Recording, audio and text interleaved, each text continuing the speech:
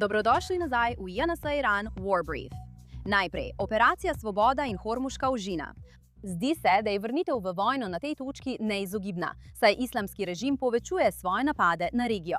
Trenutno je vojna z Iranom skoraj v celoti osredotočena na Hormuško ožino, kjer so Združene države Amerike začele tako imenovani projekt Svoboda, vojaško operacijo, katere cilj je ponovno odpreti eno najpomembnejših energetskih poti na svetu, potem ko jo je Islamska republika učinkovito zaprla. Wall Street Journal poroča, da operacija vključuje rušilce, več kot 100 letal podvodne sisteme in približno 15.000 pripadnikov ameriških sil. Vse z namenom ustvariti to, kar ameriško centralno poveljstvo imenuje obrambni dežnik nad komercialnim ladijskim prometom. Cilj ZDA je preprost: prekiniti nadzor Islamske republike nad ožino, obnoviti svobodo plovbe in dokazati komercialnim ladijskim podjetjem, da lahko plujejo skozi Hormuško ožino. Brez plačevanja Islamski republiki, usklajevanja z režimom ali sprejemanja njegovega nadzora nad svetovnim energetskim prometom. Po mednarodnem pravu, vključno s pomorskim pravom, je Hormuška ožina mednarodna morska pot. In Islamska republika nima pravne pravice omejevati tega prehoda, uvajati pristojbin ali pogojevati prehod, kar pomeni jasno kršitev in dodatni dokaz slabovernega ravnanja.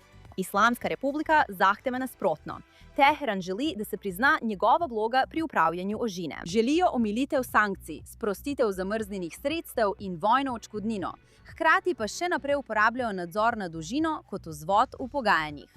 Poročila prav tako kažejo, da je Islamska republika poskušala uvesti pristojbine in omejiti prehode ladij, s čimer še dodatno zaostruje svoj nadzor nad pretokom energije.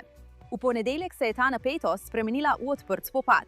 Sile Islamske republike so na ameriške vojne ladje in trgovska plovila v ožini streljale z raketami, droni in manjšimi čolni. Centralno poveljstvo ZDA je odgovorilo tako, da je uničilo vsaj 6 iranskih hitrih napadalnih čolnov in prestreglo več raket izstreljenih na ameriško mornarico. 2 ameriška rušilca in trgovska plovila so uspešno prečkali ožino v sklopu projekta Svoboda, ki je preizkus, ali se lahko svetovno ladjarstvo nadaljuje pod zaščito ZDA. Islamska republika je neposredno napadla tudi ladijski promet, vključno z ladjo povezano z Južno Korejo, ki je bila poškodovana, vendar ni bilo žrtev. Naslednje so napadi v zalivu in energetska vojna. Hkrati z vsem tem je Islamska republika razširila svoje napade tudi zunaj Hormuške ožine. Združeni arabski emirati so sporočili, da so njihova zračna obramba prestregla 15 manevrirnih in balističnih raket ter 4 drone, ki jih je izstrelila Islamska republika. En napad z dronom je povzročil požar v naftni industrijski coni Fujairah in 3 osebe so bile poškodovane. Zadeta je bila tudi tanker povezana z ADNOC iz Združenih arabskih emiratov.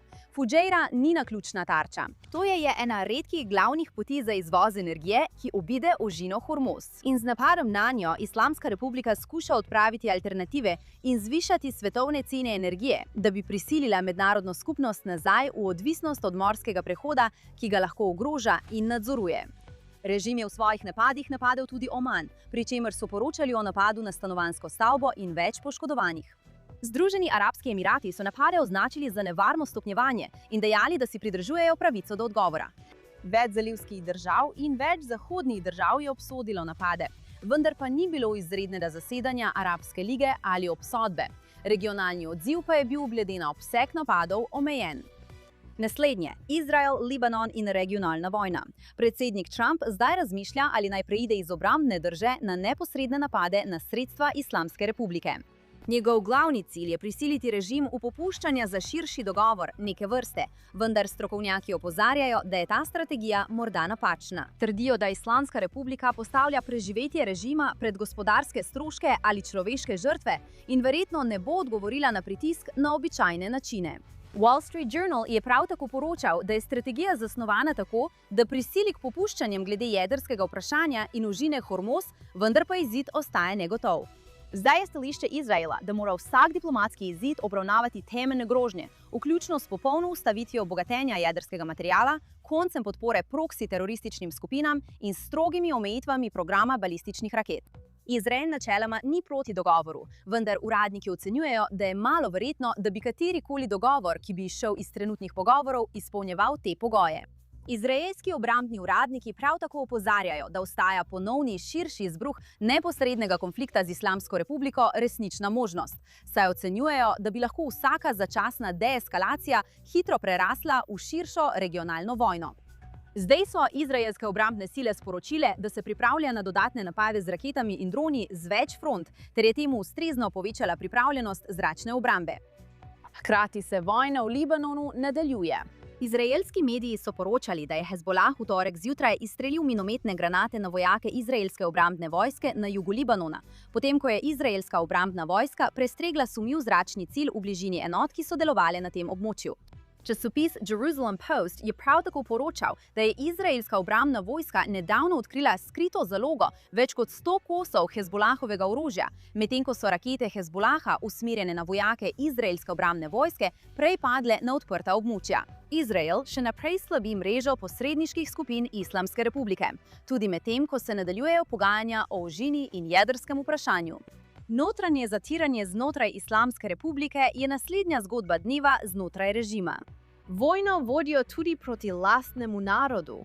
Iran International, ki se sklicuje na podatke ZE, poroča, da je bilo od začetka vojne usmrčenih najmanj 21 ljudi in aretiranih več kot 4000. Mnogi med njimi so obtoženi ogrožanja nacionalne varnosti ali sodelovanja na protestih. Poročajo pa tudi o mučenju, prisilnih priznanjih in prisilnih izginotjih. V zadnjih nekaj dneh so poročali o dodatnih usmrtitvah tudi oseb obtoženih vohunjenja ali povezav z Izraelom, pri čemer je sodstvo javno opozorilo, da ne bo nobene popustljivosti.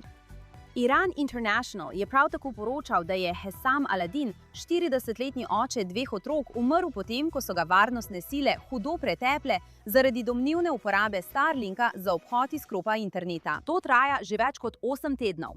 Primer poudarja strah režima pred pretokom informacij in njegovo pripravljenost uporabiti smrtonosno silo celo zaradi dostopa do komunikacij.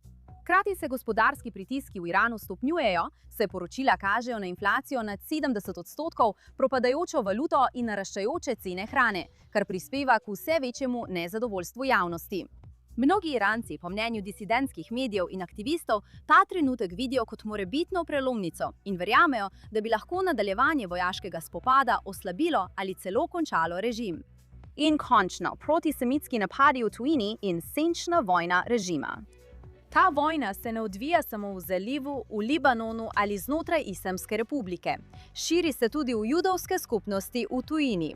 Ta teden smo videli, da sta bila v Združenem kraljestvu zabodena 2 Juda v napadu, ki ga oblasti preiskujejo kot protisemitski napad, kar še povečuje varnostne skrbi za judovske skupnosti po vsem svetu.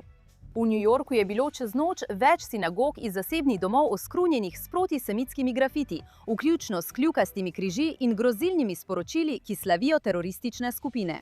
Hkrati je skupina, povezana z Islamsko republiko in imenovana Harakat Ashab al-Yamin al-Islamiyah, prevzela odgovornost za več protisemitskih napadov v Evropi, vključno s požigalnimi napadi, usmerjenimi na judovske objekte. Prav tako se zagrozili z nadaljnjimi ukrepi proti izraelskim in zahodnim interesom.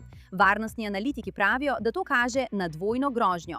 Po eni strani usklajena omrežja in proksi skupine povezani z Iranom, ki delujejo formalno kot del širše strategije hibridnega vojskovanja. Po drugi strani pa porast napadov osamljenih napadalcev, ki jih navdihuje propaganda in zaostrujoča se retorika. Rezultat je hitro slabšajoče se varnostno okolje za judovske skupnosti po vsem svetu. Uradniki pa opozarjajo, da gre za nevaren trenutek, ko se svetovni konflikti neposredno spreminjajo v lokalno nasilje. In to je vse za današnji povzetek iranske vojne. Sem Emily Schroeder. Ne pozabite se naročiti na JNS in poskrbite, da ne zamudite nobenih novosti o dogajanju tukaj v Izraelu. Se vidimo naslednjič!